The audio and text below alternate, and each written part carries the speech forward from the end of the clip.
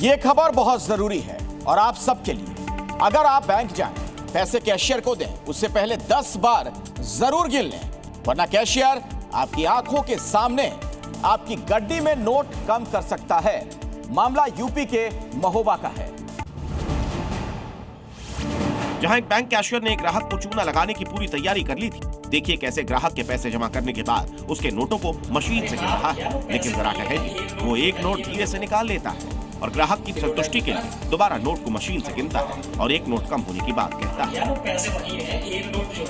जरा एक बार फिर से देखिए उसकी पूरी करतूत। मामला यूपी के महोबा के डिस्ट्रिक्ट कोऑपरेट बैंक का है, जहां कैशियर मोहित खरे ने एक ग्राहक के नोट चुरा लिए, लेकिन उसकी चोरी सीसीटीवी कैमरे में पकड़ी गई। मामला खुलते ही कैशियर को सस्पेंड कर दिया गया और अब टर्मिनेशन के लिए हेडक्वार्टर को रिपोर्ट भेजी जा रही है।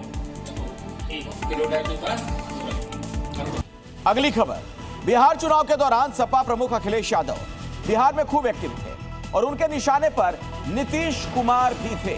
अब लखनऊ में नीतीश कुमार की चर्चा हो रही है,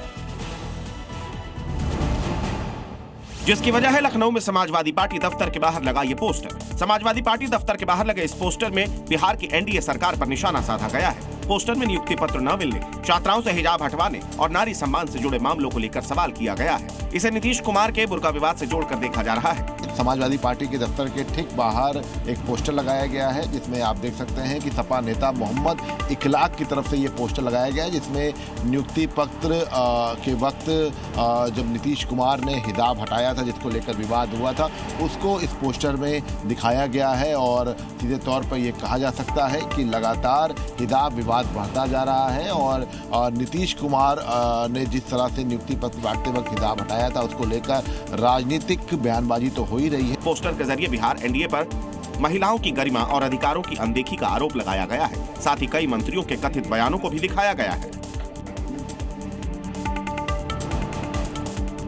कोलकाता देर रात एक के बाद एक हुए अग्निकांड से दहल गया। यहां के न्यू टाउन में जहां भीषण अग्निकांड में 300 झुग्गियां जलकर खाक हो गईं, तो मानिकतला में ऑक्सीजन सिलेंडर गोदाम में आग लगने से उसके बाद हुए धमाकों से पूरा इलाका थर्रा उठा।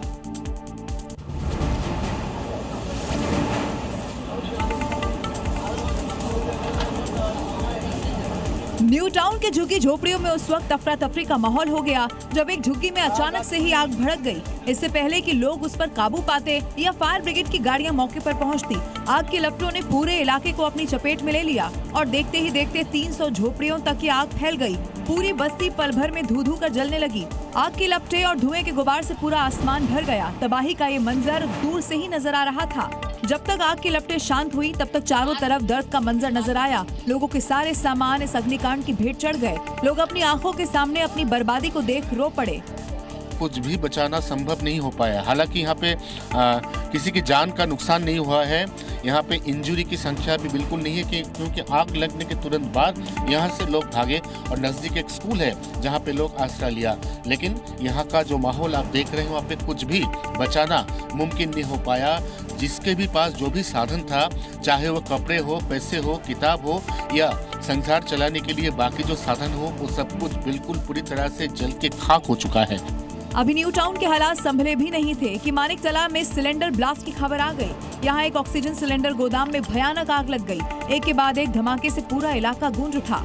पूरा इलाका ब्लास्ट की आवाज में आतंकित हुए। करीब 800 ऑक्सीजन सिलेंडर और 60 गैस सिलेंडर इसमें मौजूद थे। गोदाम में आग लगने के बाद 100 सिलेंडर में विस्फोट हुआ। ब्लास्ट की आवाज दूर दूर तक सुनाई दी। ब्लास्ट होते ही इलाके में अफरा तफरी का माहौल हो गया और जब सब शांत हुआ तो चारों तरफ मलबा बिखरा हुआ था। गोदाम की पूरी छत इस ब्लास्ट में उड़ गई। भारत गारंटी फॉर रोजगार एंड आजीविका मिशन ग्रामीण बिल यानी वीबीजी रामजी को लेकर संसद में बवाल थमने का नाम नहीं ले रहा। आज मामले को लेकर कृषि मंत्री शिवराज सिंह ने लोकसभा में जवाब ही दिया, लेकिन इस दौरान विपक्षी बिल के विरोध में जमकर नारेबाजी करते रहे। इसकी शुरुआत तो सदन की कार्रवाई शुरू होने से पहले ही हो गई थी, जब परिसर में विपक्षी सांसद जमा होकर नारेबाजी करने लगे। सांसदों ने योजना का नाम बदले जाने का औचित्य पूछा और सरकार की मंशा पर सवाल उठाए। बोला था ना कि टेम्परेचर नापने वाली मशीन लगाई है, तो हो सकता है कि सुधर रहा हो। जिस सरकार के, दिल्ली सरकार के मुखिया की ये सोच और ये जानकारी और ये ज्ञान है, उस सरकार से क्या ही उम्मीद कर सकती है आप।